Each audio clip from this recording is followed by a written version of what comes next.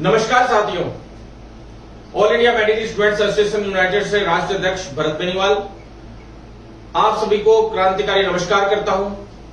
और जितने भी साथी लोग अन्य भर्तियों के भी जुड़े हुए हैं, उन सभी साथियों से भी राष्ट्रीय रोजगार संघ का संरक्षक होने के नाते से यह निवेदन करना चाहता हूं कि आपकी जो सारी चीजें हैं वो सभी साथियों तक सारी जितनी भी इंफॉर्मेशन है वो पहुंचे, और जो हमारी आगे की रणनीतियां हैं उनके बारे में उन सभी तक पहुंचे। इसके लिए ज्यादा से ज्यादा वीडियो शेयर जरूर करें। सबसे ज्यादा खास करके जो मेडिकल भर्तियों के लिए मैं सबसे ज्यादा संघर्ष करता हूं, आप सभी को पता है साथियों, और उनके लिए जो संघर्ष आज तक किया है वो संघर्ष आप सभी के सामने है। बड़ी जीत हमने हासिल की है, बड़ी सफलताएं हमने हासिल की हैं, और उन बड़ी सफलताओं की बदौलत आज केवल और केवल राजस्थान में चिकित्सा विभाग की भर्तियां ही पूरी हो पाई है। एक स्पेल पूरा हो चुका है और अगला स्पेल यानी सेकेंड राउंड भर्तियों का जो है मॉपअप राउंड वो शुरू होने जा रहा है। और उसकी शुरू करने के लिए जो धरातल पे हमने काम किया, लगातार काम किया इन दिनों में, बहुत जबरदस्त, आप सभी को पता है। और उस धरातल पे काम करने के लिए जितनी पोस्ट फेसबुक पे और ट्विटर पे जितनी डाली गई वो आप सभी ने देखी, और पहले की भी पोस्ट निकाल के देख सकते हैं, आप सभी ने देखा होगा। राजस्थान के इतिहास के सबसे बड़े आंदोलन हमारे नाम है, सबसे बड़े लाठीचार्ज भी हमारे नाम है। हम करते हैं तो बड़ा धमाका करते हैं, और आज तक जितने भी आंदोलन हुए पूरे राजस्थान के इतिहास के ही नहीं, पूरे इंडिया के इतिहास के सबसे जबरदस्त आंदोलन हुए साथियों। और उसी की बदौलत आज चिकित्सा विभाग में सबसे ज्यादा भर्तियां अभी तक हो पाई हैं। बाकी विभागों में भर्तियां हुई तो वो रद्द हो गई, या उनमें कोई न कोई रोड़े अटक गए या कोर्ट केसेस में अटक गई। साथियों, सबसे पहले मैं आप सभी को कम्युनिटी हेल्थ ऑफिसर भर्ती जो नई आ रही है और पिछली भर्ती है उससे संबंधित आपको सूचना दे देता हूं। जो लगातार हमारा संघर्ष चल रहा था, सबसे बड़ी बात यह है कि भी सभी उच्च अधिकारियों से, राजस्थान के सीएस से लेके उषा शर्मा मैडम से लेके सीएमओ में आरती डोगरा और कुलदीप राका जी से मिला के, और जितने भी उच्च अधिकारी हैं, चाहे वो हेल्थ सेक्रेटरी है एजुकेशन के, चाहे अदर जो अखिल अरोड़ा जी हैं, चाहे जो अधीनस्थ बोर्ड के चेयरमैन साहब हैं, सभी से लगातार मुलाकातें हमारी लगातार जारी हैं। आरयूएचएस के चाहे वीसी साहब हो, चाहे रजिस्ट्रार सर हो, जो लोग इन भर्तियों को देख रहे हैं, जितना भी सीएचओ हो, चाहे पैरामेडिकल की जितनी भी वैकेंसीज हो, रेडियोग्राफर या लैब टेक्नीशियन हो, या एएनएम की भर्तियां हो, फार्मासिस्ट की भर्तियां हो, या अदर जितनी भी वैकेंसीज हो मेडिकल विभाग की, वो सभी भर्तियों से संबंधित जो नई भर्तियों की कैडर, नई जो कैडर बनने हैं जितने भी, उनसे संबंधित बात हो, उसके लिए आरपीएमसी के रजिस्ट्रार साहब से भी इस 3 सप्ताह के अंदर उनसे 4 बार मिल चुके हैं। और ऐसे कोई अधीनस्थ बोर्ड के चेयरमैन साहब ऐसे हैं जिनसे इस 2 सप्ताह में मैं 6 बार मिल चुका हूं। साथियों, आप सभी ने मेरी पोस्ट देखी है, बाकायदा मेरे ट्वीट्स देखे और फोटो भी देखी बार बार सभी ने साथ में। और अधिकारी हमें तवज्जो देते हैं, वो इसी वजह से देते हैं क्योंकि हम अपनी जबान के पक्के हैं। हम कभी किसी तरह की घटिया स्तर की राजनीति नहीं करते। 1-2 बेरोजगार नेताओं की आपने देख भी ली होगी, खुद को चमकाने के चक्कर में उन्होंने उन सभी साथियों के करियर के साथ खिलवाड़ किया, इतने साथियों पर मुकदमा लगवाने का प्रयास किया। सबसे पहले तो मैं उन साथियों से कहना चाहता हूं, पूछना चाहता हूं कि साथियों, आप लोगों के लिए आपके भाई ने जाके पैरवी की। एमएल लाठर जी से मैं मिला और उसके बावजूद आप लोगों में से कुछ ही लोगों ने धन्यवाद बोला, जबकि आप लोगों को कम से कम मिलना तो चाहिए था सभी साथियों को कि भाई आप लोगों ने भी हमारे लिए किया। साथियों देखिए, आप हमसे अलग नहीं है। मेरे चिकित्सा विभाग के जितने भी साथी हैं वो मेरे भाई बहन हैं, और मैं उनके लिए हर मरते दम तक इसी तरह से लड़ता रहूंगा। और मुझे पता है वो कई बार भ्रमित हो जाते हैं, और भ्रमित होने के बाद क्या है, दुकानें चला रखी हैं।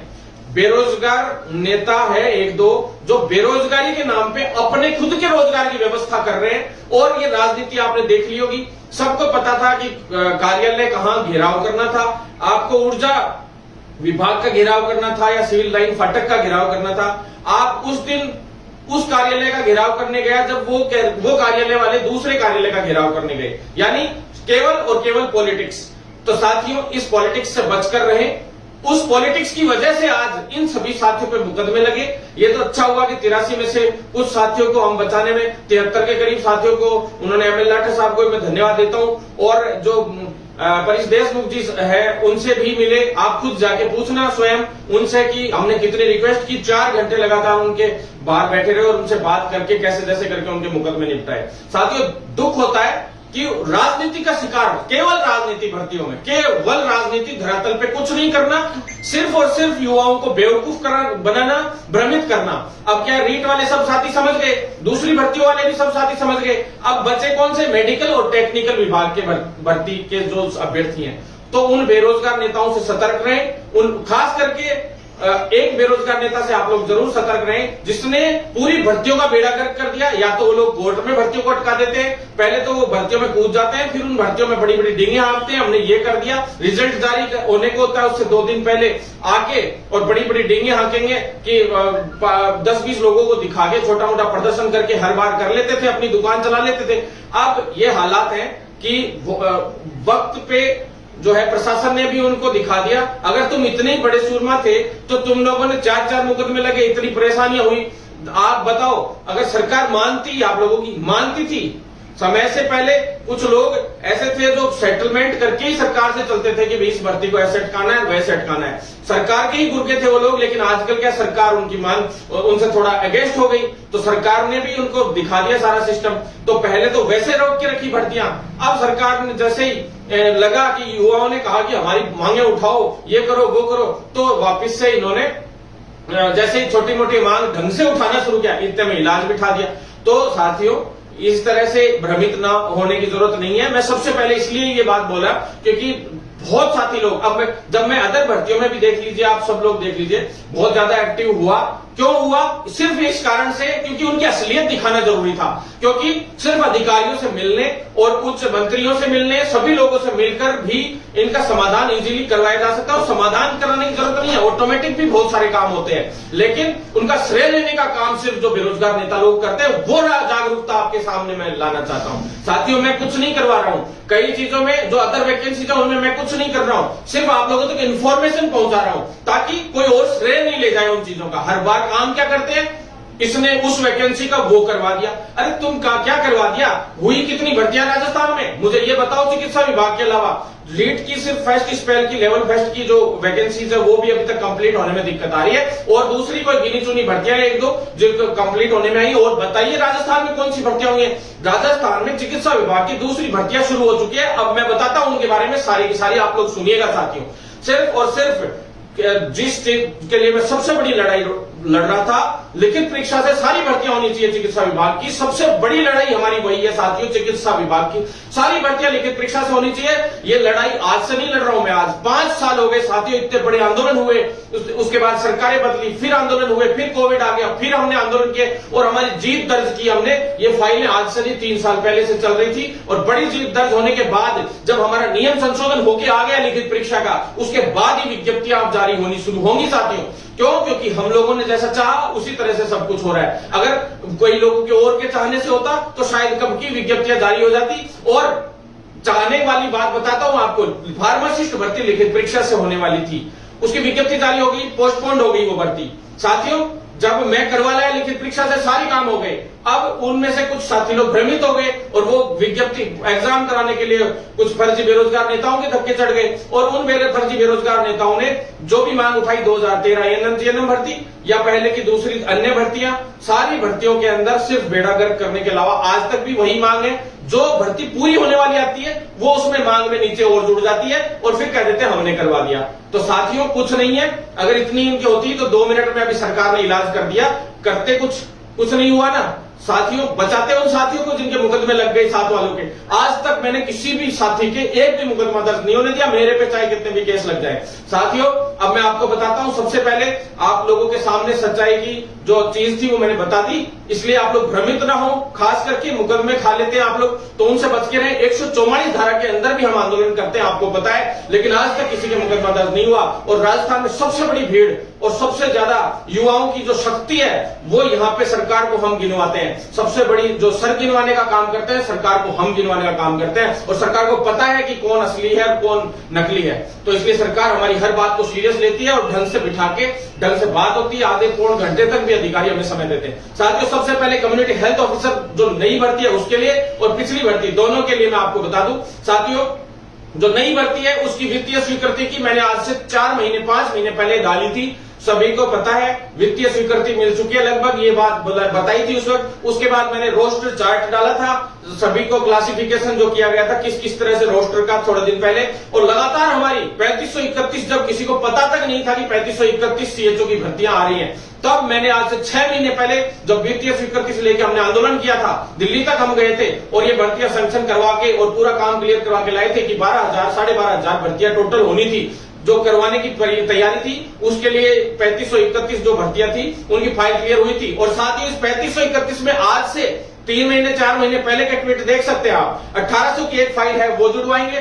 साथ ही इसके अंदर साथियों जो पिछली भर्ती का जो बैकलॉग बचेगा, बैकलॉग कौन सा, वेटिंग आने के बाद जो बैकलॉग बचेगा, अभी एक वेटिंग और आएगी जो पिछली भर्ती है उसकी सीएचओ की जो एक वेटिंग और आएगी, कम से कम 400 से 500 तो कम से कम वेटिंग आने की पूरी संभावना है। क्योंकि कई साथी लोग छोड़ के और एम्स में लग गए, कई साथी लोग ऐसे थे जिन्होंने ज्वाइन नहीं किया या किसी कारणों से नहीं ज्वाइन कर पाए, या कुछ सीटें किसी जैसे स्पोर्ट्स कोटे में कुछ सीटें भर जाएंगी, उसके बाद कुछ सीटें खाली भी रह जाएंगी। तो साथियों वो वाली कुछ कोर्ट केसेस की जो सीटें थी पिछली भर्तियों की, वो सीटें प्लस उन सीटों में तो वेटिंग आएगी। फिर साथियों जो जैसे बैकलॉग की दूसरी भर्तियां जैसे विकलांग कोटे की है, जो अदर जो आरक्षित सीटें थी कुछ एक वो सीटें हैं, चाहे वो अदर कुछ एक कोर्ट केसेस की भी कुछ एक जो और लंबे टाइम तक अगर कोर्ट केसेस चलते हैं तो वो सभी सीटें अगली भर्ती में जुड़ेंगी। ऐसी भर्तियों की संख्या 300 से 400 है साथियों, करीब 300 के करीब मान लीजिए आप तो। और 300 तो ये हो गए और लास्ट में जो 3531 वो और 1800 की एक फाइल, तो साथियों कुल मिला के ये है। प्लस जो वेटिंग है, अगर 100% वेटिंग आएगी, वेटिंग में क्या है 4 केसेस तो विडो बहनों के हैं तो उनके लगे हुए हैं, उनमें भी पॉजिटिव फैसला आने की संभावना है। जो बाहर से है जैसे यूपी और हरियाणा से जो बहनें हैं उनका कोर्ट केस है, उनका समाधान अगर हो जाता है तो 4 सीटें उनको चली जाएंगी। फिर उसके बाद जो विडो कोटे कुछ एक सीटें और रह जाती है तो वो भी बैकलॉग के अनुसार जुड़ के आ जाएगी आगे। पर एक्स सर्विसमैन और विडो की तो मैंने पिछली भर्ती में ही कंप्लीट करवा ली थी अपन लोगों ने भाग दौड़ करके। साथियों पिछली भर्ती सीएचओ केवल 6 महीने में अपन ने पूरी की क्योंकि उसमें कोई राजनीति नहीं घुसी, और इस बार वापस सीएचओ में राजनीति घुसने की संभावना जरूर है। तो साथियों आप लोग सतर्क रहें इनसे, फर्जी बेरोजगार नेताओं से। अगर कोई इंटरफेयर करता है तो हमारी भर्ती अटकने का प्रयास होगा 100%, क्योंकि कोर्ट केसेस लगेंगे। जैसे बेरोजगार नेता इंटरफेयर करेंगे 100% के कोर्ट केसेस लगेंगे, और वो वकील भी मैं फिक्स बता दूंगा कौन से वकील के थ्रू लगेंगे। तो साथियों आप सभी से निवेदन है कि भी साथ बनाए रखें। सीएचओ की जो न्यू वैकेंसी है उसकी पदों की संख्या मैंने बता दी, साथ में साथियों जो एजेंसी जो तय होनी थी, रोस्टर चार्ट जो था उसका क्लासिफिकेशन, यानी रोस्टर एससी एसटी ओबीसी सभी को जो जितना जो आकलन था कि भाई कितनी सीटें किसको जानी है 3531 में से, वो आपने देख ही लिया था, मैंने ट्विटर पे डाल ही दिया था, आज से काफी दिन पहले की बात है। साथियों अभी कॉपी पेस्ट जो गैंग है वो सक्रिय हो गई है, तो वो लगा के कॉपी पेस्ट फिर डाल देते हैं कई लोग। तो साथियों अब मैं आपको दूसरी चीज बता दूं, इसके अंदर जो एजेंसी डिसाइड होनी थी, तो एजेंसी में साथियों जो टोटल मिला के 9000 वैकेंसियां थी एनएचएम के अंडर में, जिसमें 3531 तो ये है, प्लस 9000 के अंदर जो बाकी की बची है वो नर्सिंग ऑफिसर की है, और जो पैरामेडिकल स्टाफ की है, फार्मासिस्ट की है, और चाहे आयुर्वेद के जो ऑफिसर्स है मेडिकल ऑफिसर्स उनकी है, चाहे आयुर्वेद नर्सिंग ऑफिसर की है, और अन्य जो मैनेजमेंट कोटे की है, कंप्यूटर ऑपरेटर, सब तरीके की जो वैकेंसीज है बाकी 3531 के अलावा 9000 में टोटल वो आ गई साथियों। साथ ही जो 600 से ऊपर कुछ पद है साथियों, वो पद है मैनेजमेंट कोटे के, वो कराएगा सिफू। मैं आपको बता दूं सिफू है जो state institute of family and welfare वाला जो है, वहां से वो होनी है साथियों। मैं बता दूं आपको वो 600 के करीब वैकेंसियां उनको दी गई हैं। साथ ही जो 3531 के अलावा जो वैकेंसीज बच गई, नर्सिंग ऑफिसर की हो, चाहे आयुर्वेद की हो, चाहे फार्मासिस्ट की हो, सारी की सारी जो पोस्ट है उन पे भी शिफू के ही कराने की संभावना है। और केवल जो 3531 भर्तियां हैं उन पे हमने 4 संस्थाओं को साथियों पत्र लिखवाया कि भाई हमने अधिकारियों से बात की थी, मैंने ट्वीट भी डाला था कि भी 4 संस्थाओं, क्योंकि पहले काम कर लें फिर लाइव आके वीडियो में बताएं, आपको तो ज्यादा बेहतर रहता है। क्योंकि आपको पता है कि सिर्फ और सिर्फ कुछ लोग काम नहीं, सिर्फ बेवकूफ बनाने का काम करते हैं। तो मैं चाहता था कि हमेशा आज तक जब भी लाइव आया हूं खूब सारी सफलताएं लेके और आप लोगों के लिए खुशियां लेके आता हूं साथियों। आप सभी को पता है, तो सीएचओ के जितने भी साथी हो तैयारी शुरू कर दे। 4 संस्थाओं को लेटर भेजने की बात थी, उसमें चौथे जो है फर्स्ट तो सिफू, सेकंड एमएनआईटी और थर्ड आरयूएचएस और फोर्थ अधीनस्थ बोर्ड की जो है हमने आज बात रखी थी सुबह साथियों कि भेजा जाए, क्योंकि पहले भी हमने चारों संस्थाओं की इनकी बोली थी, लेकिन अधीनस्थ बोर्ड क्या है, संविदा की वैकेंसी जो है उनको लेता नहीं है। दूसरा, अधीनस्थ बोर्ड के पास मार्च तक समय नहीं है साथियों, सबसे बड़ी दिक्कत ये थी। मेरी फर्स्ट प्रायोरिटी अधीनस्थ बोर्ड की थी पहले, लेकिन सबसे बड़ी दिक्कत ये आ रही थी कि मार्च तक उनके पास जगह खाली नहीं है कोई भी वैकेंसी के लिए। मार्च तक सारी जो है मंथली बुक है सारे एग्जाम्स, तो ये एक बड़ी समस्या आ रही है। लेकिन फिर भी हम प्रयास कर रहे हैं साथियों, क्योंकि एक बड़ी भर्ती है, एक तरीके से 1.25 लाख के करीब फॉर्म इसमें आने की संभावना है। तो बड़ी भर्ती होने की वजह से थोड़ा सा, अगर छोटी भर्ती होती तो 100% मार्च से पहले आराम से अभी सितंबर अक्टूबर तक अपन करवा लेते। जैसे रेडियोग्राफर और लैब टेक्नीशियन की अपन ने भिजवाई, सभी को पता है, लोगों ने तो ये मान लिया था कि भी मेरिट आधार पे आएगी रेडियोग्राफर और लैब टेक्नीशियन, लेकिन और बड़े लोग थे, कई लोग अपने आप में बड़े बन रहे थे कि हम इसको कल ही विज्ञप्ति जारी करा देंगे, परसों विज्ञप्ति जारी करा देंगे। कुछ नहीं, विज्ञप्ति तो जारी पता नहीं हो ही नहीं हो, लेकिन उनको बहका के, बेवकूफ बना के और उन सभी कुछ युवाओं के केस मुकदमे लगवा दिए। बहुत दुर्भाग्यपूर्ण है। और उसमें से भी कोशिश करके कुछ को तो बचा लाए, लेकिन 2-3 लोगों की तो फिर भी प्रॉब्लम क्रिएट हो गई। मुझे दुख है उन साथियों का, वो साथी हमसे मिले, जिससे उनको हम प्रयास करेंगे कि वो केस मुकदमे से नाम हटवाने का प्रयास करेंगे। साथियों, मैं आपको बता दूं, सीएचओ की जो एजेंसियां हैं, 4 एजेंसियों को पत्र भेजे, 3 एजेंसियों को पत्र भेजे गए और आज या कल में, शाम तक या कल तक अधीनस्थ बोर्ड को भेज दिया जाएगा। शिफू, एमएनआईटी, आरयूएचएस और अधीनस्थ बोर्ड। अब जो यस करेगा इनमें से, क्या है, शिफू अभी मैनेजमेंट कोटे की भर्ती के लिए तो तैयार है, लेकिन सीएचओ के लिए तैयार नहीं है साथियों। दूसरा एमएनआईटी है, लास्ट में अगर कोई ये भर्तियां, ये तीनों संस्थाएं नहीं कराते तो शिफू तो करा ही कराएगा, लेकिन उससे पहले प्रयास है कि भी ये आरयूएचएस या एमएनआईटी करा दे। और साथ में अधीनस्थ बोर्ड से भी पूछा गया है, अब अधीनस्थ बोर्ड का भी 1-2 दिन में जवाब आ जाएगा। अधीनस्थ बोर्ड के चेयरमैन साहब से आज सुबह मिला ही था, आपने फोटोज भी देख ली होंगे, और शुक्रवार को भी मिले थे और पिछली उसको भी मिले थे। सप्ताह में 4 बार अब तक 7-8 दिन में मिल गया हूं साथियों, सिर्फ इस वजह से कि कैसे भी करके रेडियोग्राफर, लैब टेक्नीशियन और सीएचओ और जो अदर वैकेंसीज नहीं है जैसे कंप्यूटर, जैसे इनके लिए भी कुछ एक चीजों के लिए हम लोग मिले थे साथियों। तो आप लोग चिंता ना करें, 100% जल्द से जल्द इस विज्ञप्ति को जारी करवाएंगे जो सीएचओ की है उसको, क्योंकि बहुत स्पीडली काम हम लोग कर रहे हैं। अगर नहीं भी करते हैं तो दिल्ली तक हम जाएंगे, आप चिंता ना करें, 100% हम लोग इसको जारी करवाएंगे साथियों जल्द से जल्द। और साथियों, इसके बाद जो वैकेंसी का जो संख्या है वो मैंने आपको बताई दी थी, 5500 तक हम लोग ले जाने का प्रयास करेंगे। ये भी हमें आंदोलन करने पड़ेंगे साथियों, तब जाकर ये 5500 हो पाएंगी, नहीं तो अगर ऐसे ही बैठे रहे तो शायद नहीं हो पाएगा। कोशिश कर रहे हैं कि जल्द से जल्द इन भर्तियों को की विज्ञप्ति जारी कराएं। साथ ही साथियों, जो सीएचओ की जो प्रिपरेशन है वो शुरू कर दे। सीएचओ की जो पिछली भर्ती है उसमें वेटिंग का मैंने आपको बता दिया। सीएचओ की पिछली भर्ती के अंदर जो साथी लोग चयनित सीएचओ लगे थे, उनमें जो ब्रिज कोर्स कर रहे हैं, 500 से ऊपर साथी है जो अभी ब्रिज कोर्स कर रहे हैं वर्तमान में, उन सभी साथियों के लिए ये है कि एग्जाम की एक प्रॉपर न्यूज है। मैं बता दूं, 22 से 30 अगस्त के बीच में उनके एग्जाम्स, ब्रिज कोर्स की जो के बाद जो एग्जाम्स होने आरयूएचएस की तरफ से वो करवाने के पूरे प्रयास है और 100% 22 से 30 के बीच में करवा दी जाएंगे। साथ ही इसके बाद में आपको बता दूं, जो सीएचओ की गाइडलाइन है वो 100% जारी होनी थी आज, लेकिन एनसीएम एमडी साहब का भी ट्रांसफर हो गया और वो भी आज भी सिर्फ 1 घंटे के लिए आए थे साथियों।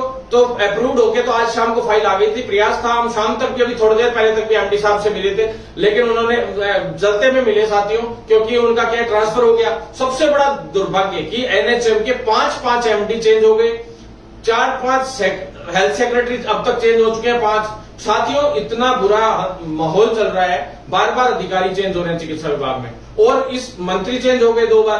तो साथियों, हालात इतने खराब होते हुए भी हम लोग इतनी भर्तियां कराने में सक्षम रहे, और अभी मैं आपसे गारंटी दे रहा हूं साथियों कि 5500 के करीब इन भर्तियों को 100% हम एनएचएम वाली जितनी भी जो सीएचओ की भर्तियां इनको पूरी करवाएंगे 100%। और साथियों, जो एनएचएम की अदर वैकेंसीज है उनमें सिर्फ एक कारण से अभी तक अपना मामला अटका हुआ है विभाग से, जो सैलरी का इश्यू है उस पर अपना मामला अटका हुआ है। उसमें जो अपन ने मेडिकल कॉलेजेस जितनी भी मेडिकल कॉलेजेस है, मैं आपको पहले ही बता दूं, उनमें कॉन्ट्रैक्ट पे भर्तियां आने की बातें हो रही है। राजमेश में हमारी मीटिंग हुई थी थोड़ा दिन पहले, मैं शिवांगी मैडम थी जब आयुक्त उसकी, तब भी मैं मिला था। वैभव गालेरिया जी के अंडर में भी जो मेडिकल कॉलेजेस है ये सारी आती है, तो उनकी जो वैकेंसीज है वो उन्हीं के अंडर में होती है। तो साथियों, उसमें नर्सिंग ट्यूटर्स हो, चाहे प्रोफेसर हो, assistant professor, principal, vice principal, चाहे वो मेडिकल कॉलेज की हो चाहे नर्सिंग कॉलेज के प्रोफेसर हो, सभी की भर्तियों के लिए लगातार हम लोग संघर्षरत है। लेकिन साथियों, जो हेल्थ सेक्रेटरी साहब हैं जो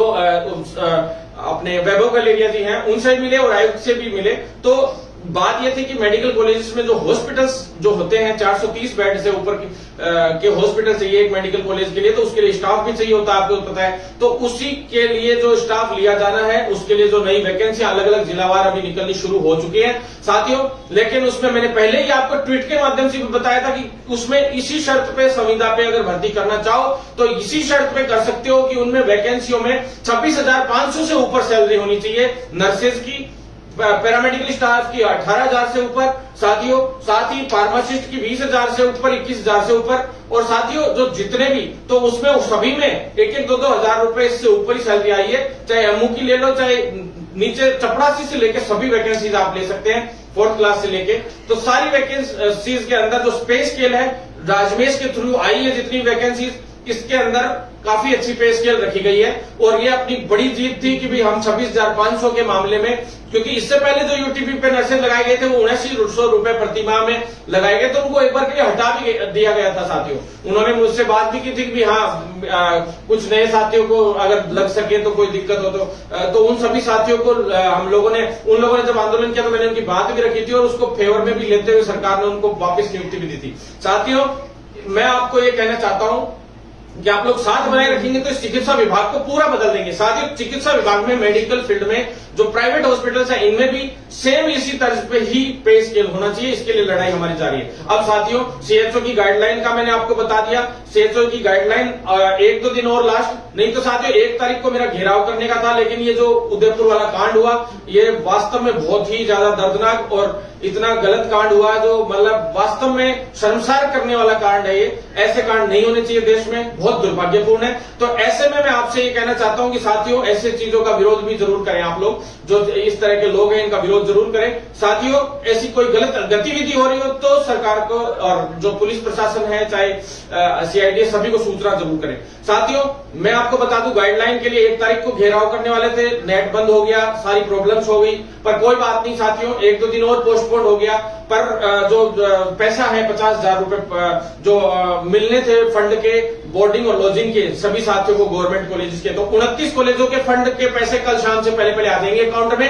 अगर नहीं भी आते हैं तो भी हम लोग 100% 7 को मैं 6 या 7 को 100% कंफर्म मैं धरने पे बैठ रहा हूं साथियों, ये कंफर्म है। तो आप 7 को कंफर्म है, लगभग तय है डेट। आप लोग साथ देंगे तो 100% बड़ा घेराव हो जाएगा और देख लेंगे। वैसे इतने बड़े घेराव की जरूरत नहीं है, 144 धारा हो चाहे कोई सी भी धारा हो, अपन ने हमेशा घेराव किया है, लेकिन अपन पूरी ताकत के साथ घुसते हैं तो 100% अपन को सफलता मिलती है। साथियों जो गवर्नमेंट कॉलेज के हैं 29 कॉलेजों के 1 हो जाएंगे, 10 कॉलेजों 6 और 4 यानी 10 कॉलेजों की और सैंक्शन हो गई है। टोटल मिला के 55 कॉलेजेस हैं गवर्नमेंट के, उनका डाटा इस सप्ताह में पूरा क्लियर हो जाएगा। शुक्रवार तक सबके पैसे आ जाएंगे, 2 दिन में आ जाएंगे गवर्नमेंट 29 कॉलेजों के, बाकी 10 के इस शुक्रवार या सोमवार तक 100% आ जाएंगे। एक 6 की फाइल है, एक 4 की है और टोटल 29 की एक फाइल है। साथियों इसके बाद प्राइवेट कॉलेज के लिए हम लोग मिले, आज मनोज कुमार शर्मा से मिले, रजिस्ट्रार साहब से भी मिले। जो 26 कॉलेजेस हैं जिन्होंने जबरदस्ती साइन करवा लिए थे युवाओं से, साथियों से, सीएचओ से, उन लोगों के खिलाफ अभी कार्रवाई की हमने मांग की है, तो उनके तो रोके जाएंगे। बाकी जो टोटल 28 कॉलेजों के अब तक जो है अकाउंट नंबर वगैरह डिटेल पहुंची है, अब तक उन सभी साथियों की डिटेल नहीं पहुंची, बहुत दुर्भाग्यपूर्ण है। तुरंत प्रभाव से सरकार इसको संज्ञान में ले कि इन कॉलेजों के खिलाफ हमने लेटर भी भिजवाए थे सरकार को। हमने पहले भी पृथ्वी जी को भी बात कही थी कि भी ये कॉलेजेस दादागिरी कर रहे हैं, कॉलेजेस अब तक इनके बच्चों के अकाउंट नंबर नहीं भेज रहे। तो साफ शब्दों में हमने एक ही बात कही थी कि इनका जो ट्रांसपोर्ट का और जो ट्यूशन फीस वो सारी रोक ली जाए जब तक ये लोग अकाउंट नंबर नहीं भेज दें। साथियों अकाउंट नंबर इन्होंने भेजने शुरू किए, लेकिन अभी तक सिर्फ केवल 28 के करीब कॉलेजों के अकाउंट नंबर आए, ये बहुत दुर्भाग्यपूर्ण है। 28 के करीब कॉलेजेस का मामला क्लियर हो गया है, वो परसों शाम तक हर हाल में आपके पैसे आ जाएंगे प्राइवेट कॉलेजेस के, 28 कॉलेजेस के। साथियों बाकी का भी हम जल्द से जल्द प्रेशर डाल रहे हैं और आप लोग भी अपनी कॉलेजेस में जाके जैसे जाएं और पूछे, हमसे भी फोन करके पूछ सकता है किस कॉलेज का नहीं आया, तो वो सभी लोग जाके और उन कॉलेजों पे प्रेशर बनाए, नहीं तो आपके पैसे ऐसे ही अटके पड़े रहेंगे, आपको खुद को भी प्रयास करने होंगे। साथियों साथ ही जो कुछ एक ब्लॉक्स में सैलरी का नहीं आया था, तो वो ब्लॉक है उनमें सैलरी अब आनी शुरू हो जाएगी। सैंक्शन भी हो गई, आरओपी भी आ गई थी, भारत सरकार की भी आरओपी आ गई थी। तो साथियों जल्द से जल्द आप लोगों का जो है जो अकाउंट में अब सैलरी आनी शुरू होगी, लगभग 60 से 70% सीएचओ के आगे बाकी आ जाएगी। साथियों इसके अलावा मैं आप लोगों को स्पोर्ट्स की बता दूं, स्पोर्ट्स की सूची के लिए अभी भी हम लोग प्रयासरत हैं। अभी एमडी साहब बहुत सीरियस ले रखा था, लेकिन एमडी साहब का ट्रांसफर हुआ है तो इससे दिक्कत आएगी थोड़ी बहुत। तो मैं आप लोगों से निवेदन करता हूं कि आप लोग साथ बनाए रखें। साथियों गाइडलाइन जो है उसमें एएनएम और सीएचओ दोनों की अलग अलग है, गाइडलाइन एक ही साथ में आ रही है, और वो इसलिए आ रही है कि एएनएम की भी क्लियर रहे पूरी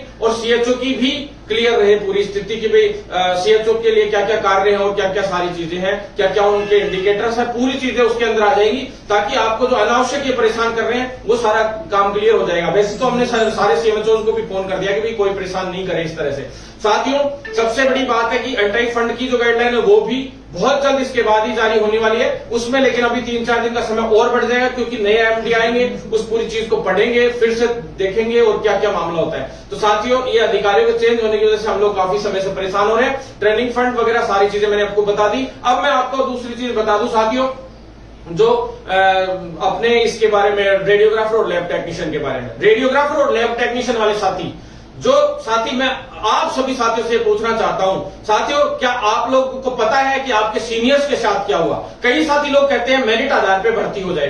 साथियों कुछ एक साथी लोग, सारे तो नहीं, ज्यादातर तो हमने वोटिंग करवाई थी, उसमें से 1600 वोट हुए थे, जिसके अंदर से 500 के करीब वोट तो आए थे मेरिट के लिए, 1100 के करीब 1200 के करीब वोट आए थे लगभग लिखित परीक्षा के लिए, यानी 1700 के करीब वोटिंग हुई थी साथियों। तो मैं बता दूं आपको, उसमें साफ साफ हमने पहले वोटिंग करवाई थी और उसी की तर्ज पे हमने ये काम किया था। साथियों लिखित परीक्षा से क्यों कराना चाहता हूं मैं भर्तियां, आज आपको इसकी असलियत बताता हूं।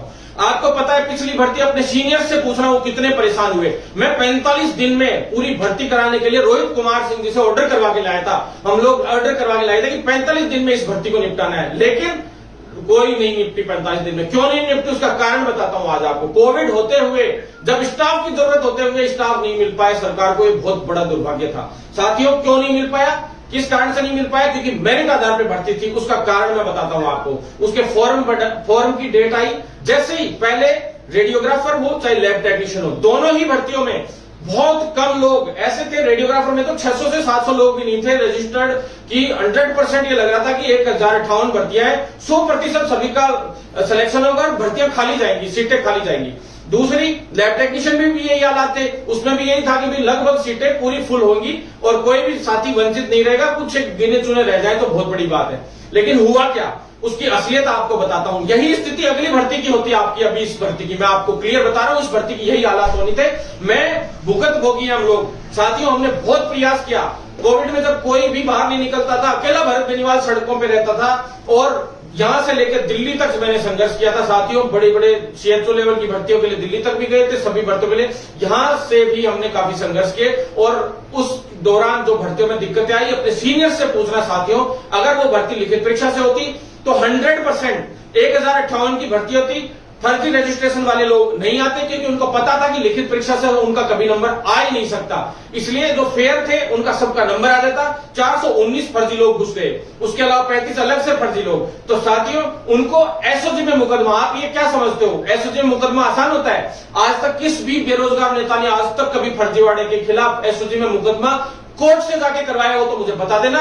478 लोगों के फर्जी लोगों के डॉक्यूमेंट्स हमने 7 से 8 रात बैठ के कंप्यूटर पे पूरे स्कैन कर करके निकाले और सारी चीजें निकाली कि इनके ये डॉक्यूमेंट्स फर्जी है, इतने तारीख की ये मार्कशीट है, एमपी से यहां से बनवाई है, ये इस विश्वविद्यालय से बनवाई है, ये इस विश्वविद्यालय से बनवाई है। फिर उनकी इतनी हमने जासूसियां करी, तब जाके इतना कुछ हुआ। फिर हम कोर्ट में उन सबूतों को लेके गए। कोर्ट की तीसरी तारीख में हम लोगों के, पहले दूसरी तारीख में हालांकि डिसीजन हो गया था, तीसरी तारीख में हमें कोर्ट को ये सरकार के खिलाफ एक तरीके से एक्शन लेना पड़ा और इस अधीनस्थ बोर्ड के खिलाफ भी एक्शन लेना पड़ा, स्वास्थ्य विभाग के खिलाफ एक्शन लेना पड़ा और कोर्ट में एसओजी में मुकदमा दर्ज करना पड़ा एसओजी को।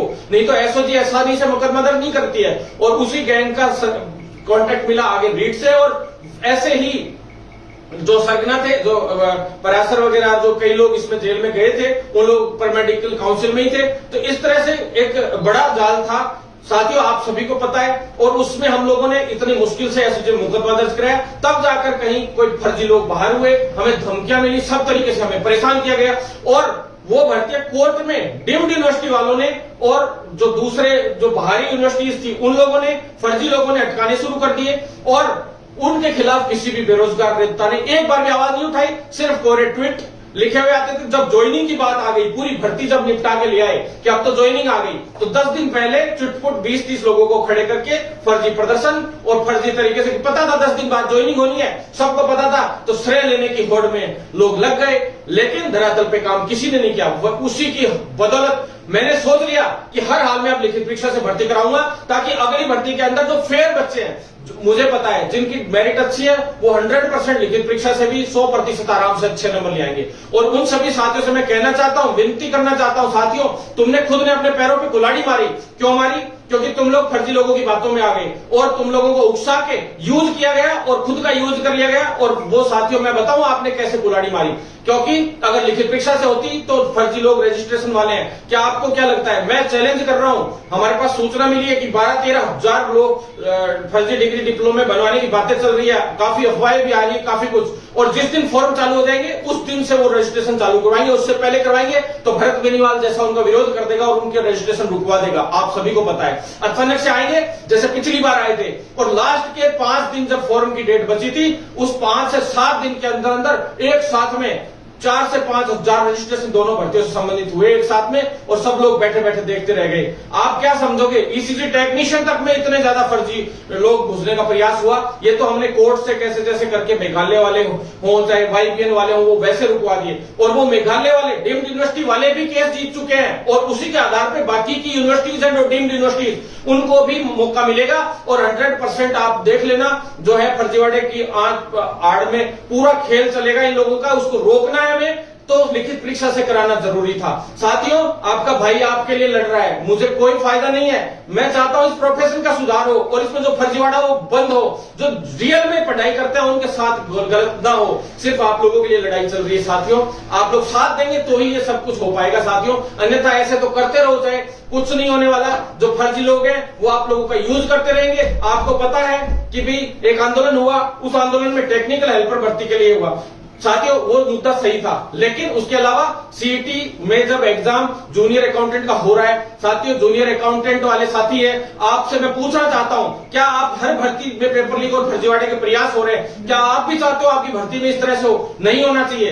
2-2 परीक्षाएं होंगी तो एक परीक्षा में चलो फर्जीवाड़ा करने का प्रयास कर लेगा व्यक्ति, लेकिन उसके 10 गुना कैंडिडेट लिए जाएंगे तो उसमें अगली परीक्षा में नहीं कर पाएगा। 2-2 परीक्षाओं में फर्जीवाड़ा करना आसान नहीं होता, आप सभी को पता है। तो इसलिए आप लोग ज्यादा नहीं साथियों, तो कम से कम साथियों मैं गलत चीज के हमेशा खिलाफ रहा हूं, मैं कभी भी गलत चीज की खिलाफत करता हूं, खुल के बोलता हूं, बिल्कुल नहीं डरता, एकदम दहाड़ के बोलता हूं, और मेरे साथ जो भी हो जाए कोई दिक्कत नहीं है। मैं बोलता नहीं हूं, मैं कर देता हूं, और साथियों किया भी इलाज ढंग से भी किया है। साथियों अब मैं आपको बता दूं मेरिट आधार पे क्यों, किस तरह से मेरिट बनवाओगे आप? किसी की 12th आर्ट्स की थी, किसी की साइंस की थी, किसी की मैथ्स की थी, इस तरह से भी लोग अब नर्सिंग में तो इस तरह से भी आए हुए हैं जीएनएम में। पहले अब एक डिग्री है, एक डिप्लोमा है, एक की 12वीं सीबीएसई बोर्ड से, एक की 12वीं अजमेर बोर्ड से, एक की 12वीं तो झारखंड बोर्ड से ही है। झारखंड बोर्ड की फर्जी मार्कशीटें पकड़ी गई, जामिया बोर्ड की मार्कशीटें पकड़ी गई है एनएम के अंदर। क्यों ना हो लिखित परीक्षा? आप खुद बताइए साथियों, आप खुद ये चीज बताइए। बाहर से फर्जी डिग्रियां बन के आती है, फर्जी डिप्लोमे बन के आते हैं, 12वीं की मार्कशीटें बन के आती है, अनुभव प्रमाण पत्र फर्जी बनवा लेते हैं, प्लेसमेंट एजेंसियां हैं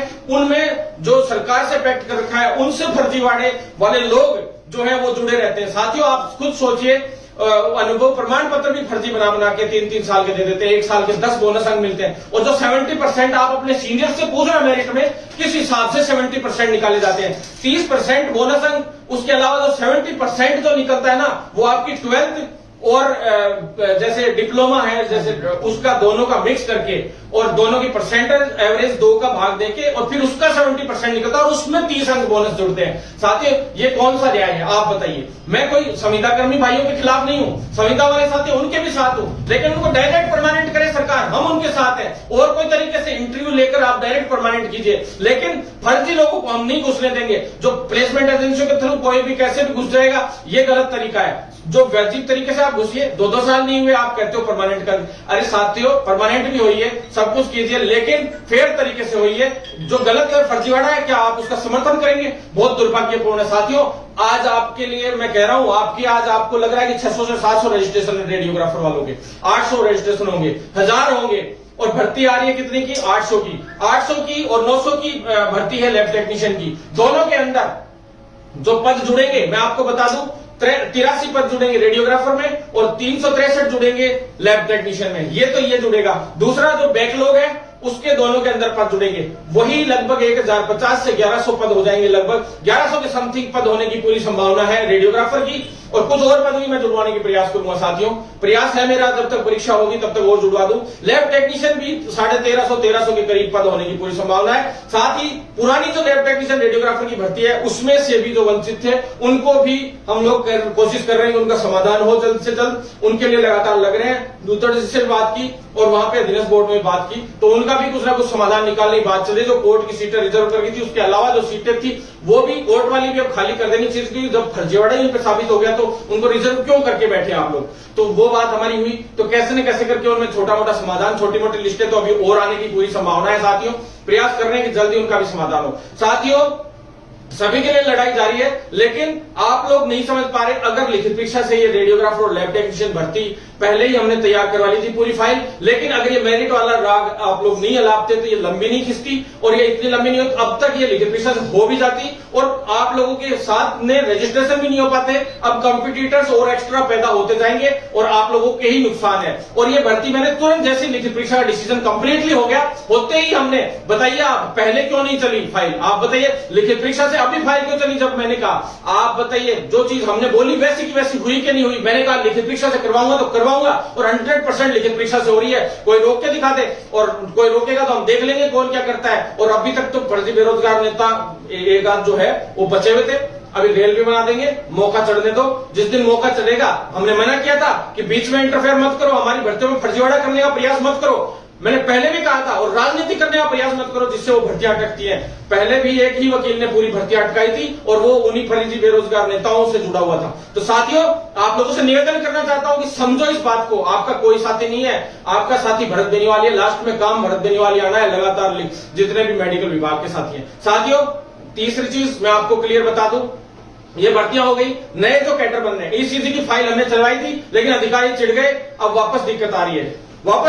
साथियों, मैंने कहा था ईसीजी वाले साथियों से, और मैं बिल्कुल संघर्ष करना बंद कर दूंगा इन चीजों के लिए अगर आप लोग इसी तरह से करते रहे तो। अगर साथ देना है तो ईसीजी वाले साथी वापस मिल लेना। साथियों, मैं आपको बता दूं, 10 जो पैरामेडिकल कोर्सेज हैं, वो 10 पैरामेडिकल कोर्सेज की आपने खबर भी पढ़ ली होगी। मैंने सुरेंद्र स्वामी जी ने मेरे से कल काफी चीजें पूछी थी, मैंने उनसे बताया था कि सारी चीजें कि सर ये कैडर्स बन के आ रहे हैं। पैरामेडिकल की जो भर्तियां हैं, उन सभी भर्तियों में हम लोगों ने जो है पूरा जो आरपीएमसी का मैंने खुद डाला था आपके सामने। जितने भी कैडर्स हैं, आप जितने भी कोर्सेज हैं, उनके कैडर्स क्यों नहीं बनाते हो? जब कोर्स चलाते तो उनके कैडर भी बनने चाहिए। तो सारे ही एक साथ में आप लोगों को, चाहे ओटी टेक्नीशियन हो, कैथ लैब हो, इसके डायलिसिस के टेक्नीशियन के हो, ब्लड बैंक टेक्नीशियन के हो, एंडोस्कोपी टेक्नीशियन हो, ऑर्थोपेडिक टेक्नीशियन हो, ईसीजी टेक्नीशियन हो, ईईजी टेक्नीशियन हो, इमरजेंसी एंड ट्रॉमा टेक्नीशियन हो, परफ्यूजन टेक्नीशियन हो, ऑडियोमेट्रिक टेक्नीशियन हो, सारे के सारे साथी लोग हैं जितने भी टेक्नीशियन है। और खास करके डेंटल टेक्नीशियन भी रह गए साथियों,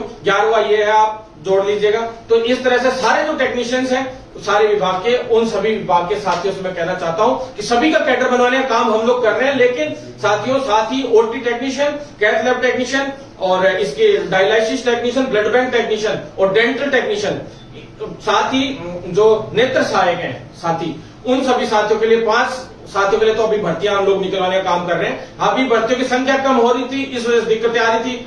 बार बार हेल्थ सेक्रेटरी चेंज हो रहे थे, कभी मंत्री चेंज हो रहे थे, तो फाइलें अटक जाती हैं साथियों। लेकिन वित्तीय स्वीकृति काफी हद तक हम ले आए। अभी नेत्र सहायक की मुझे कल की तारीख में अगर निकलवानी हो तो 83 पद तो कभी भी निकलवा ले साथियों, लेकिन कम से कम 250 पद हो तभी मजा आएगा।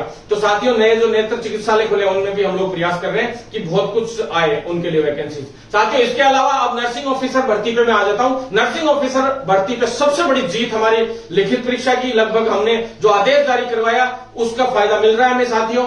जल्द ही हम लोग कोशिश कर रहे हैं कि भी उसको MNIT और आरएचएस दोनों के पास पत्र भिजवाया है कि भाई कैसे भी आप लोग करवाएं। आरपीएससी को भी वापस से अभ्यर्थना भिजवाई साथियों, तीनों में से अभ्यर्थना पत्र भिजवाया, जो भी कराने के लिए तैयार हो जाएगा उसी को ये भर्ती दे दी जाएगी साथियों। और इसके अंदर हमने बताया है कि भी आरपीएससी के पास भी काफी फंड आएगा इसमें, क्योंकि लाख सवा लाख फॉर्म इसमें भी भरे जाएंगे साथियों। तो 1250 पदों पर ये भर्ती थी, लेकिन इसमें 3000 की एक फाइल एक्स्ट्रा चलवाई थी अपन ने, आप सभी को पता है। उसमें से 2000 वैकेंसियों के लिए तो ये लोग मान गए हैं। 2000 वैकेंसियां तो एकदम 100% है कि आपकी जुड़ने की पूरी संभावना हो गई है। 1000 एक वैकेंसियों का और हो जाए तो ये 4350 के करीब वैकेंसीज हो जाएगी। और साथियों पुरानी जो वैकेंसीज है उनका भी बैकलॉग का हम प्रयास कर रहे हैं कि उनका भी बैकलॉग कुछ एक बचा हुआ है साथियों, तो वो भी इसमें जुड़वाने का काम करें। 5000 के करीब नर्सेज की भर्तियां हम लोग प्रयास करेंगे कि कम से कम लाएं, जिससे सीएचओ की हो जाएंगी थोड़ी बहुत, तो 5500 के करीब तो, और 5000 ये तो 1150 भर्तियां नर्सेज के लिए, आयुर्वेद वाले साथियों के लिए आने की पूरी तैयारी है। तो आप लोग साथी लोग तैयार रहें साथियों। सीएचओ के अंदर जो सीसीएच हमने हटाने का पूरा काम कर दिया लगभग, आप लोगों को बता देता हूं मैं, लेकिन आप लोग साथ बनाए रखेंगे तो 100% हम लोग इसमें आगे भी जीत दर्ज करेंगे। MNIT, आरएचएस और आरपीएससी तीनों को फाइलें भेजी गई है, और चाहे किसी भी विभाग किसी भी एजेंसी से पेपर करवाए, लेकिन जल्द से जल्द विज्ञप्ति जारी करते हुए इन भर्तियों का जल्द से जल्द विज्ञप्ति जारी करे बस, और भर्ती प्रक्रिया पूर्ण करे। जल्द से जल्द इनके सिलेबस और सारी चीजें जारी होनी चाहिए, इसके लिए हमारी मांग थी। आज एएनएम भर्ती है, उनके लिए भी हमने स्पेशल तौर पे रखा था। 1155 वैकेंसीज हैं, उसमें भी कम से कम 2000 भर्तियां जुड़वाने का काम हम करेंगे। 1800 से ऊपर भर्तियों की एक नई फाइल लगभग वित्तीय स्वीकृति की ओर है, जल्द ही उसकी वित्तीय स्वीकृति मिल जाएगी। तो एएनएम के भी लगभग 3200 के करीब पद मेरे हिसाब से हो जाएंगे साथियों, 2000 के करीब अगर और क्लियर हो जाते हैं तो पद, क्योंकि पिछली भर्ती का बैकलॉग है वो भी हम प्रयास कर रहे हैं उसमें जुड़े साथियों। ये भी एएनएम की भी लिखित परीक्षा से होने की पूरी संभावना है। संविदा कर्मी साथियों के लाभ के लिए स्पेशल 30 अंक इनको दिए जा रहे हैं, चाहे वो नर्सिंग ऑफिसर की भर्ती हो चाहे एएनएम की भर्ती हो, दोनों के अंदर बोनस अंक 30 दिए जा रहे हैं 3 साल के, 10, 20, 30। और साथियों बोनस अंकों में अभी भी उतार चढ़ाव हो सकता है।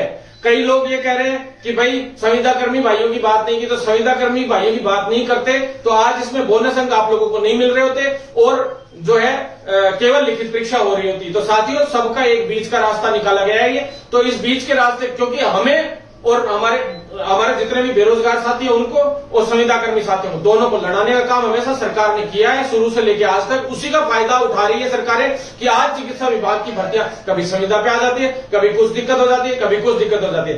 तो इस संविदा प्रथा को बंद करने के लिए भी हम एक बड़ी मुहिम चला रहे हैं, तो उसमें आप लोगों को साथ देना है। और जो संविदा कर्मी लगे हुए हैं उनकी पे ग्रेड बढ़ाने के लिए भी एक बड़ा आंदोलन एनएचएम के साथियों के लिए हमने तैयार कर लिया है।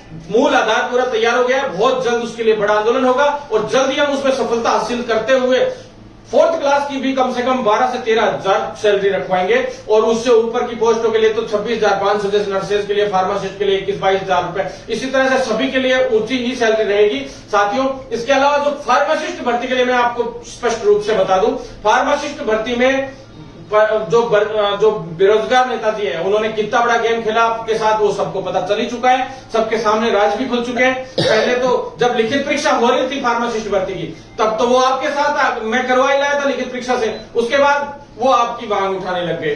अब अचानक से मेरिट पे होने लग गई, तो मैं होने के चांस हो गए, वो ऑर्डर जारी हो गया क्योंकि आप मेरे से दूर चले गए, क्योंकि आपको ये लगा कि भी ये हमारे लिए कुछ करेगा, तो पता चल गया होगा आपको उनका। फिर अचानक से मेरिट पे हो गई, तो अब नेताजी मेरिट चिल्लाने लग गए, विज्ञप्ति जारी हो जाएगी, विज्ञप्ति जारी हो जाएगी। क्यों भाई, तुम तो कह रहे थे ना पहले कि भाई क्या होगा, भैया बेवकूफ बनाना अब लोग समझ चुके हैं आपको, फार्मासिस्ट भी समझ चुके हैं, नर्सिंग वाले भी समझ चुके हैं।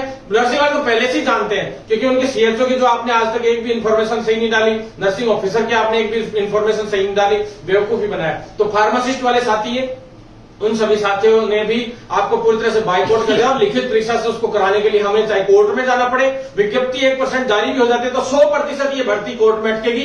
क्यों? क्योंकि एक बार के लिए मेरिट भर्ती और फिर लिखित परीक्षा से भर्ती। क्यों भाई, ऐसा किसको लाभ देना चाहते हो आप? फर्जीवाड़ा करना चाहते हो आप भर्तियों में?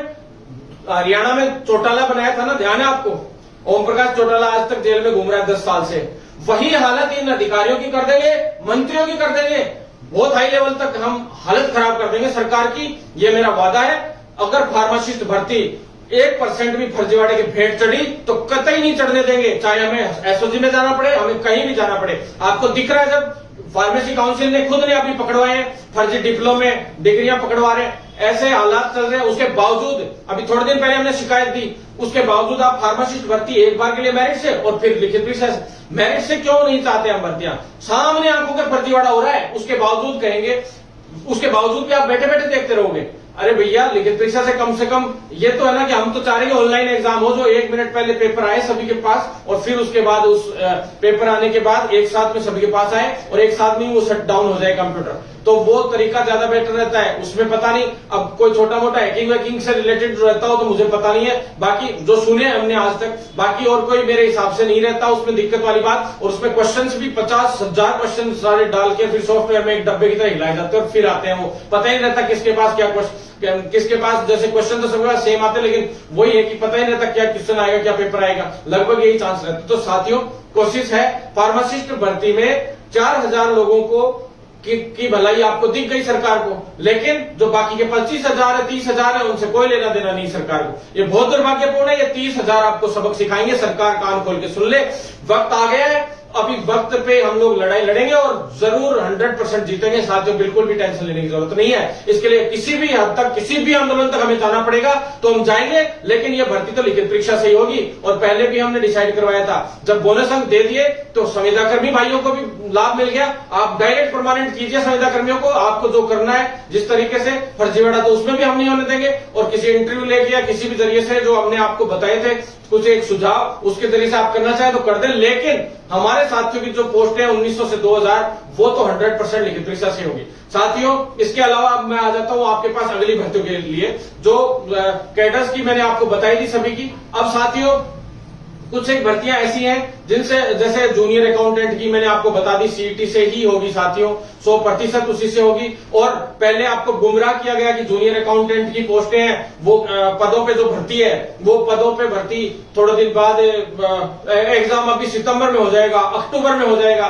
कहां से हो जाएगा साथियों? आज तक कोई एजेंसी तय हुई नहीं हुई, क्योंकि मार्च तक तो टाइम ही नहीं था इसके पास, अधीनस्थ बोर्ड के पास, तो कराता कहां से? तो इसलिए आप लोगों को सिर्फ गुमराह करने के लिए और आंदोलन में शामिल करने के लिए और अपना डेमो सेट करने के लिए लोगों ने बुलाया, बाकी कोई लेना देना नहीं था। सच्चाई यही थी कि सीईटी में डाल दिया गया था हमें पहले से ही मामला पूरा, और सीईटी कराना समान पात्रता परीक्षा के लिए एक तरफ तो नेताजी लोग कहते हैं कि बहुत अच्छा हुआ है, और एक तरफ कह रहे हैं सीईटी से बाहर करो भर्ती को। कहना क्या चाहते हो भाई, करना क्या चाहते हो? हमें तो यही समझ में नहीं आया आज तक, क्यों बेवकूफ बना रहे हो? एक तरफ 2013 एनएम जीएनएम की मांग उठाते हो, वो साथी लोग बेचारे बहुत पहले के हैं, लगे हुए, उनको चलो जिस भी तरीके से किसी कैडर से सरकार जिस तरह से उनको लाभ दे दे, लेकिन ये चीज तो गलत है ना कि भाई लिखित परीक्षा का आप हटा के मेरिट से कर दो, ये गलत है। दोनों तरफ से सभी के साथ सरकार पॉजिटिविटी रखे तो पॉजिटिव रहेगी। अब जूनियर अकाउंटेंट में आप कह रहे हो इस तरह से, तो गलत है। जूनियर अकाउंटेंट का अभी आपको पता है सीईटी का एग्जाम है, उसके बाद फरवरी और मार्च में मेन एग्जाम होने की संभावना है पूरी 100%। लास्ट अप्रैल जाएगा, इससे ऊपर नहीं जाएगा, और जल्द से जल्द रिजल्ट भी इसका जारी करवाएंगे आने वाले वक्त में, आप चिंता ना करें। कंप्यूटर अनुदेशक भर्ती का जैसे मैंने कहा वैसा ही हुआ। कंप्यूटर अनुदेशक भर्ती में ही शुरू हो गए थे कुछ फर्जी बेरोजगार नेता, 1-2, उनकी राजनीति शुरू में ही शुरू हो गई थी। कंप्यूटर अनुदेशक भर्ती में क्या हुआ साथियों? अब इन भर्तियों को क्यों लिया हम लोगों ने? मैं मेडिकल की भर्तियों के अलावा नहीं जाता था कभी भी, पर क्यों आने शुरू हुए? क्योंकि आप लोगों के सामने आंखें खोलनी जरूरी थी साथियों। आप लोगों को सभी को बेवकूफ बनाया जाता था। टेक्निकल भर्तियों के लिए कोई और संघर्ष कर रहा है, दीपेश चौधरी भाई और ये लोग संघर्ष कर रहे हैं, नाम कोई और का ले जाते हैं कि भाई हाँ ठीक है। अब वहां गए, उससे पहले ये भर्ती रिटर्न एग्जाम पे होनी थी, फिर उसमें एक बड़ी राजनीति हुई। पहली जो खबर लगी थी कंप्यूटर अनुदेशक भर्ती की पूरे राजस्थान में, वो मेरे नाम से पत्रिका में लगी थी, और स्थायी भर्ती की लगी थी साथियों, स्थायी भर्ती होनी थी। अचानक से उसमें क्या सरकार के रची कि अचानक से वो संविदा पे की गई, फिर उसको वापस से आंदोलन करवा के शिक्षा मंत्री के खिलाफ एक बड़ा आंदोलन करवाया गया, जो भी हुआ, और उसके बाद उसके वो राजनीति हुई, फिर वापस स्थायी भर्ती कर दी गई। मतलब ये कुछ भी समझ में नहीं आया, क्या प्रोपेगेंडा था, क्या खेल था। तो साथियों, इसमें फिर धीरे धीरे इस भर्ती की परीक्षा भी हुई, सारे काम हुए, लेकिन हमने हर इन्फॉर्मेशन आप लोगों तक पहुंचाई। जो इन्फॉर्मेशन आई वो गलत नहीं आई कभी भी, और जो पॉजिटिव आई, कंप्यूटर अनुदेशक भर्ती के आंसर की के लिए मैंने आज या कल के लिए, आज से 5 दिन पहले बोल दिया था कि भाई अगले सोमवार मंगलवार तक जारी हो जाएगी, और वो ही हुआ साथियों। साथ ही 2 दिन पहले भी बोल दिया था, और आप लोगों तक सारी चीजें पहुंच गई। साथियों, इसके अलावा टेक्निकल हेल्पर भर्ती वाले साथी हैं, उनके लिए प्रयास है कि पद बढ़े, लेकिन अभी परिणाम भी जारी होने की संभावना है। मंत्री जी ने बोला है कि भाई थोड़ा सा 1500 की सोच सकते हैं, 1800 पदों की, लेकिन प्रयास है। हमने तो कहा 2000 तो कम से कम बढ़ाइए, 6000 की आपने घोषणा की थी, तो कुछ हद तक तो भंवर सिंह भाटी जी से भी बात हुई थी, भास्कर सावंत जी से भी बात हुई थी, उनसे सभी से बात हुई थी, लेकिन अभी तक ढंग से इस पे कोई क्लियर स्थिति नहीं आ पाई है। साथियों, उसके बाद जेईएन भर्ती वाली भी विज्ञप्ति जारी कराने के लिए रमेश मीणा से आज मिले थे और आपने सारी चीजें फोटो वगैरह देख ली होगी। जेईएन भर्ती के अंदर कुछ पद अभी बढ़ाने की बात हुई है, जल्द ही आप लोगों के लिए मेरे हिसाब से 1200 तक पद आने की टोटल संभावना है। 560 पद हो गए थे पहले से और कुछ पद और जुड़ने की संभावना है। जल्द ही आपके लिए विज्ञप्ति जारी होगी, लेकिन कम से कम अभी 1.5 से 2 अभी माह और लगेंगे। साथियों आप सभी तक बात भी पहुंची होगी सीएचए आंदोलन, जिसमें अचानक से मेरे सभी साथियों को रात को 2 बजे उठा लिया गया। बहुत दुर्भाग्यपूर्ण है। सरकार को इसका खामियाजा भुगतना पड़ेगा, बहुत बड़े आंदोलन का सामना करना पड़ेगा। हम चाह रहे हैं, हमने जो मांगे रखी, ये साथियों जैसे संविदा वाली जो मांग थी और बोनस अंक वाली, ये तो बेसिक मांगे हैं आप लोगों के लिए, जो मैंने आप लोगों के लिए रखी, और वो उसमें पॉजिटिविटी भी जाएगी 100%। ये तो हमने रख दी और ये काम वैसे भी हो जाएंगे। हम लोग प्रयास करेंगे तो थोड़ा सा भी हो तो मैं डायरेक्ट मिलकर भी करवा लेता हूं। आपको पता है सीएमओ लेवल तक भी अच्छी पकड़ है और सब जगह पे अच्छी पकड़ है। हम लोग रोज मिलते रहते हैं, सीएस लेवल पे भी, अरोड़ा जी से भी, और सभी से हम लोग लगातार मिलते हैं, डॉक्टर पृथ्वी जी से भी। तो साथियों, सभी भर्तियों के लिए लगातार संघर्ष कर रहे हैं, तो इतना तो रहता है कि हाँ सीएचए के लिए जो बेसिक मांगे वो तो करवा लेंगे, लेकिन आप चाहते हैं कि कैडर बने, तो कैडर किस तरीके से बने उसके लिए भी हमने 1-2 चीजें उनको सुझाव दिए थे। लेकिन अब कुछ लोग 1-2 साथी लोग कह रहे थे कि हम लोग ऐसे करा लेंगे वैसे करा लेंगे। अब तक सिवाय भ्रमित होने के अलावा साथियों कुछ नहीं हुआ।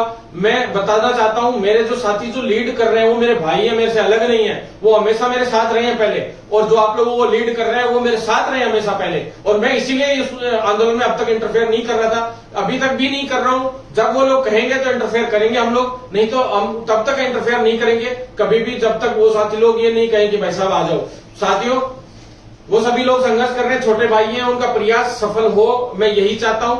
लेकिन जो है मांगे किस तरह की हो, जायज मांगे क्या क्या है क्या क्या नहीं है। सरकार तो आज फिर हमने बात रखी थी, तो सरकार ने तो आज फिर से यही बात कही है हमें कि भाई इतना बड़ा बजट कहां से लाए हम। कभी कहते हैं 5000, कभी कहते हैं 8000, कि भाई 8000 लोगों को तो हम ले लेंगे टोटल मिला के एनएम और जीएनएम। साथियों, आप एक चीज बताइए, ये सिर्फ और सिर्फ एक गोली है, क्योंकि इसलिए गोली है, यूं कह रहे फेज में कर देंगे, 5000 एक बार कर लेंगे, 4000 एक बार में। आज मैं जो बांटता हूं इसकी मैं बता दूं आपको, कभी 5000 एक साथ में ले लेंगे, फिर 4000 ले लेंगे, फिर 4000 ले लेंगे। साथियों, ऐसा नहीं होता है, ये सिर्फ गोली है सरकार की तरफ से। वो इसलिए गोली है क्योंकि इनके टुकड़े करने का प्लान है, प्लस पहली बात ये संभव ही नहीं है, क्योंकि पहले वालों के लिए दूसरे वाले कोर्ट में चले जाएंगे। ये सब सरकारों गणित है आपस में लड़ाने की, एक दूसरे से फूट जलवाने की। तो साथियों, इन पे ध्यान ना दें। मैं आप सभी से निवेदन करना चाहता हूं कि ज्यादा से ज्यादा वीडियो को शेयर करें। साथियों, ज्यादा से ज्यादा वीडियो शेयर करेंगे। ट्विटर पे फॉलोअर्स जो है वो भी आप लोग फॉलो करेंगे तो बढ़ेंगे और हम सरकार के सामने मजबूत करेंगे अपनी पैरवी को। साथियों, उसके अलावा जो फेसबुक पे भी फॉलोअर्स काफी ठीक ठाक हैं आपके भाई के, लेकिन फिर भी आप लोगों से निवेदन है कि ज्यादा से ज्यादा जुड़े, जिससे और मजबूत हो हम लोग।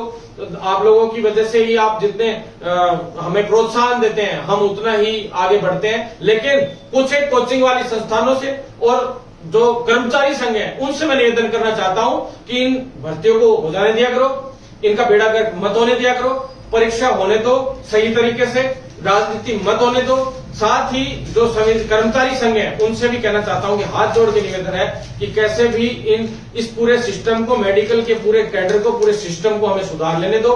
मैं कभी किसी फर्जी बेरोजगार नेता के खिलाफ नहीं रहा, लेकिन हमने हमेशा सभी का सपोर्ट किया है। कोई हमसे सपोर्ट मांगता है, हम हमेशा सपोर्ट करते हैं। लेकिन आप अगर हमारी भर्तियों में फर्जीवाड़े, आपको नहीं पता कि क्या होता है क्या नहीं होता है, किस तरह से फर्जीवाड़े होते हैं, उनको हम लोग कैसे रोक रहे हैं, आपको नहीं पता, तो आप लोगों से निवेदन है कि आप लोग इस तरह की हरकतें बीच में आके ना करें। मैं सीएचओ की वेटिंग के लिए दोबारा एक बार और बोल दूं आपको साथियों, सीएचओ की वेटिंग इसके बाद स्पोर्ट्स की सूची जारी होते ही सीएचओ की वेटिंग निकलेगी, और उस सीएचओ की वेटिंग को हम निकलवा कर रहेंगे, क्योंकि सरकार पे दबाव बनाएंगे, एमडी साहब पे भी दबाव बनाएंगे। वहां जहां तक ये फाइल भी चल चुकी थी, सीएचओ की वेटिंग में ज्यादा समय नहीं लगना। जिस दिन स्पोर्ट्स की सूची जारी होगी उसके 5 से 7 दिन के अंदर अंदर सीएचओ की वेटिंग हम लोग निकलवाने का काम करेंगे। सबसे मेन बात एक एमओ की भर्ती रह गई थी साथियों। मेडिकल ऑफिसर की जो भर्ती है उसके अंदर कुछ पद और जुड़वा रहे हैं।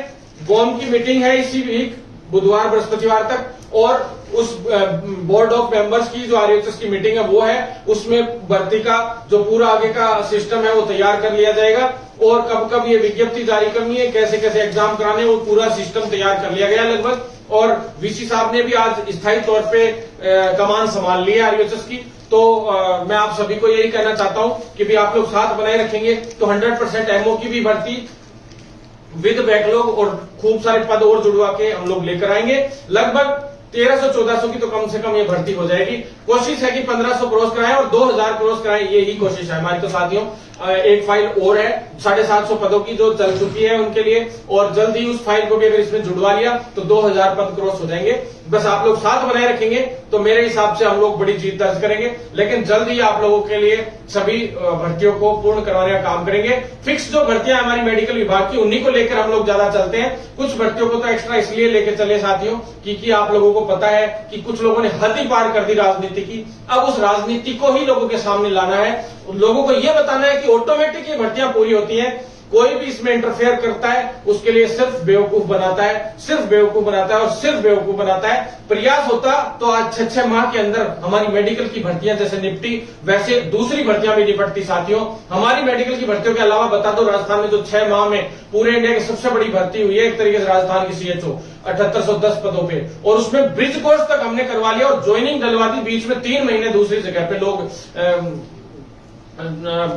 दूसरे लोग जो हैं वो ना पड़े चक्कर में। तो मैं आप लोगों से निवेदन करना चाहता हूं कि आप लोग जल्द से जल्द ज्यादा से ज्यादा जुड़े, जिससे हम इस आंदोलन को मजबूत कर सके, और आंदोलन मजबूत होगा तो 100% हम जीतेंगे। धन्यवाद साथियों।